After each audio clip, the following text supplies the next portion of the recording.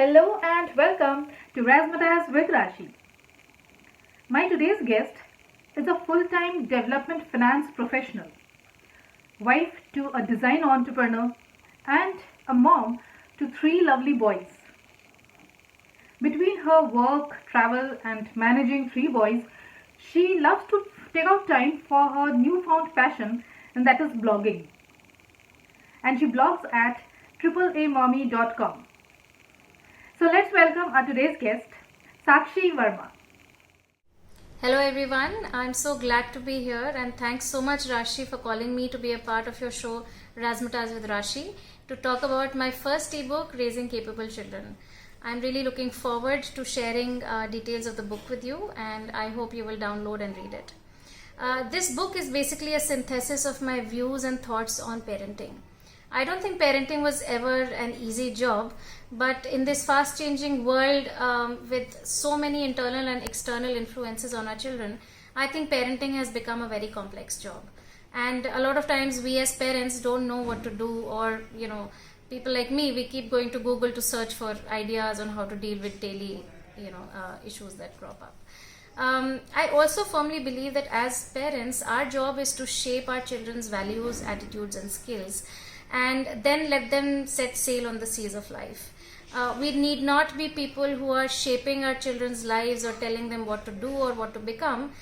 We just need to equip them with the right tools, and then they should be able to take the right decisions for themselves and not have to depend on somebody else to decide what is right for them. So this book is basically a number of easy to manage or easy to follow guides and tips on how to raise individuals who are mature, who are empathetic, who are independent and self-confident, and who are able to contribute to a better world. So I really look forward for you to read the book, and I would love to have your comments on that. Thank you. That's true, Sakshi. This parenting has never been easy. And it's interesting to see that you have come up with a topic that is relatable to many. So tell us something more about your writing. Like, what inspires you to write more? So my mother always wanted me to write. I think she'd been pushing me since school days to write articles, try and get them published and so on. But somehow it never, stuck on with me. I have many writers in my family. We have professors, people who've written fiction, non-fiction, but it didn't seem like an ambition for me. And I never really got around to that. Then I studied, I started my career, marriage, one kid, so very happy. Never felt the need to really write as such, even though I loved reading books. 5 years after our first kid, we decided to go for the second, and this turned out to be a twin pregnancy. My twins were born 32 weeks premature, and the second twin we discovered, I think 6 months after they were born, had brain damage, and that really turned around our world. And I think I completely buried myself in the internet, looking for people's experiences, trying to see how life might turn out, reading information and so on. And I think 6 to 7 months later, what I realized was that internet had become my best friend, and I was really thankful to people who had actually shared their experiences on the net, which could help me. And that is when the idea of starting a blog, really germinated in me. This was about 2 years ago. I started my blog and started to write about my special needs child, as well as, other topics on parenting. So very soon I realized that I really enjoy writing, and I started writing about many topics beyond, disability or inclusion, and wrote about entrepreneurship. I started a series on inspiring women and so on. And I think in the 2 years of my blogging, I ended up writing quite a few blogs and did get a few loyal followers.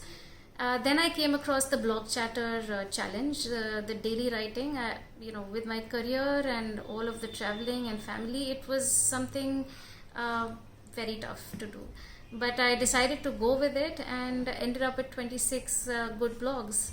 And then when Blog Chatter announced their ebook carnival, I thought, why not? I put so much effort in putting together a book, and then I decided to put it in a book form, and it was great going, and here we are with my first book.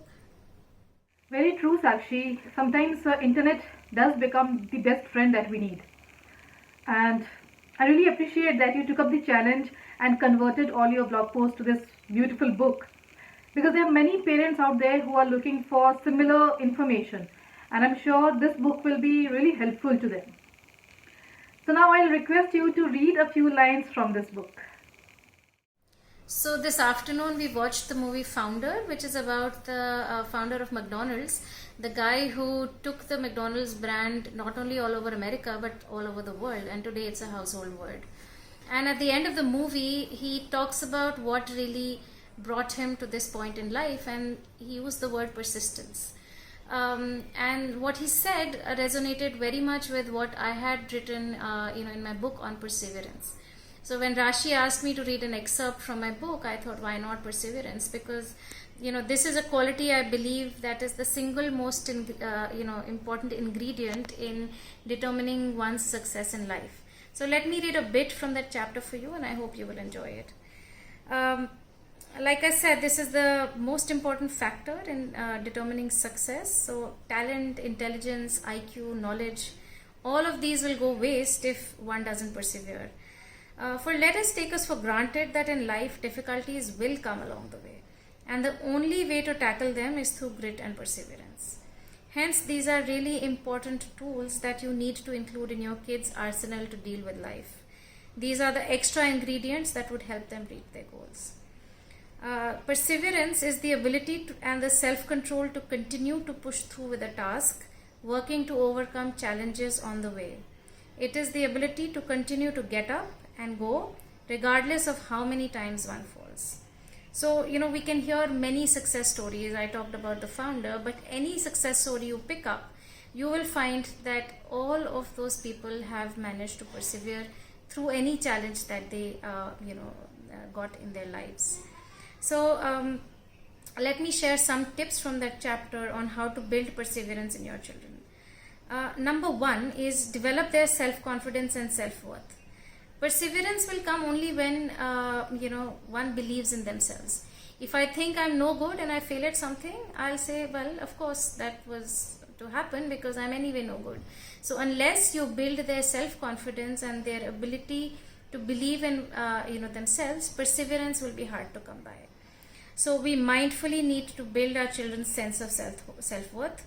We need to appreciate them for who they are, their strengths and their flaws. We need to focus on their strengths and help them overcome their flaws.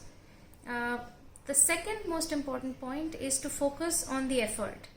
I think a lot of times we'll see that parents and the world in general puts a lot of focus on the end goal, whether you achieved something or not. Did you win the prize or did you, make that goal? I think the focus needs to be on the effort and not so much the result. By doing that, we are telling our children that it's important to continue to do what you're doing and persevere with it. And keeping reasonable expectations from our children is also important. Don't always expect them to top their class or ace their exams or win every game that they participate in. Give them tasks that they can do and appreciate whenever they come top on that.